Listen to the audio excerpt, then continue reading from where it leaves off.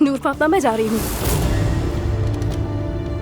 कहाँ जा रही हो? माफ कीजिएगा, मैंने आप लोगों को तकलीफ दी। यकीन करो तुम्हारी वजह से कुछ नहीं हुआ है।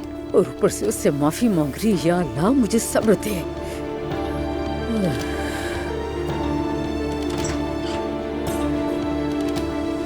सनम, सनम, रुको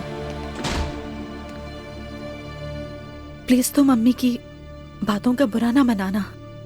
असल में अम्मी पुराने ख्यालात की हैं। इन बातों का तुमसे कोई ताल्लुक नहीं। उन्होंने जो कहा मैंने वो सब सुन लिया। कोई बात नहीं, मैं तुमसे नाराज नहीं हूँ, लेकिन प्लीज रुकने के लिए इसरार मत करो। जाने दो मुझे। ठीक है, चलो, खुदा हाफिज।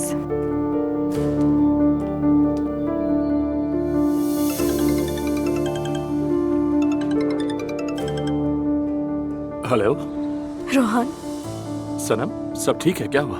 मैं तुम्हारे घर से जा रही हूँ, सोचा कि तुम्हें जाने से पहले इत्तला दे दूँ। क्या तुम रो रही हो सनम? रोहान, तुम्हें अंदाजा भी नहीं किस हालत में निकली हूँ तुम्हारे घर से। जरा रुको रुको, क्या हुआ है? नूर की अम्मी ने मुझे और मेरे लिबास को लेकर क्या कुछ नहीं कहा, और साथ में मुझे और तुम्हें लेकर उल्टी बातें कर रही थी। क्या ये सब बकवास है? मैं सच कह रही हूँ, वो नूर से कह रही थी, मैंने अपने कानों से सुना। वो औरत मेरे बारे में इतना बुरा कैसे सोच सकती है?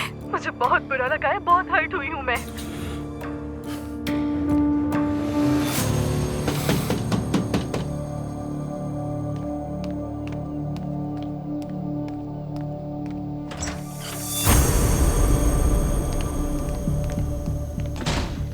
अम्मी आप मेरे घर आए किसी मेहमान की तौहीन कैसे कर सकती हैं? मैंने तो कोई तौहीन नहीं की। मैं तो तुमसे बात कर रही थी। उसने सुन लिया तो मैं क्या करूं? ये क्या बात हुई? सुन बैठी तो वो चली गई। मुझे फर्क नहीं पड़ता। क्या वो तुम्हारे लिए मुझसे ज्यादा अहम है? और ऊपर से मैंने तुम पर एहसान किया, तुम्हें पता भी नहीं। एहसान?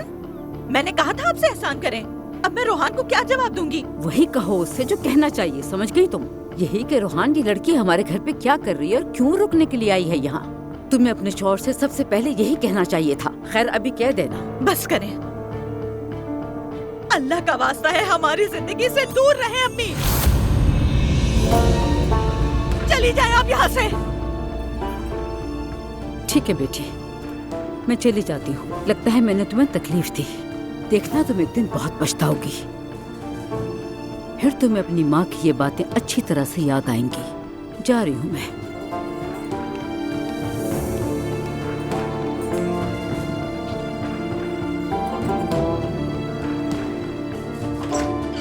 खुदा हाफिज बेटी।